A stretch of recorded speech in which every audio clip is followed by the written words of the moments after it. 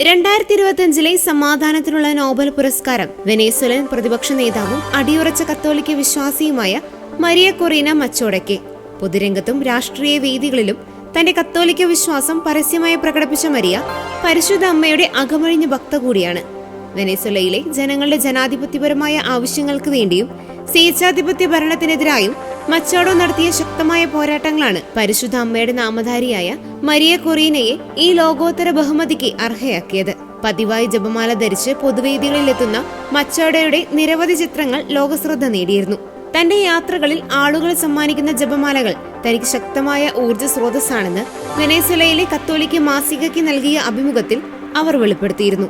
വെനസ്വേലയുടെ നന്മയ്ക്കായി ദൈവമാതാവിന്റെ മാധ്യസ്ഥം തേടുകയാണെന്നും താൻ ദൈവവുമായി കൈകോർത്ത് നടക്കുകയാണെന്നും അവിടുന്നാണ് നമ്മെ രക്ഷിക്കുന്നതെന്നും മരിയ പലതവണ ആവർത്തിക്കാറുണ്ടായിരുന്നു. പ്രതികൂല രാഷ്ട്രീയ സാഹചര്യങ്ങളിലും ജപമാല ചൊല്ലി പ്രാർത്ഥിക്കുന്ന മരിയയുടെ വിശ്വാസ തീഷ്ണത സമൂഹ മാധ്യമങ്ങളിൽ വലിയ ചർച്ചയായിരുന്നു.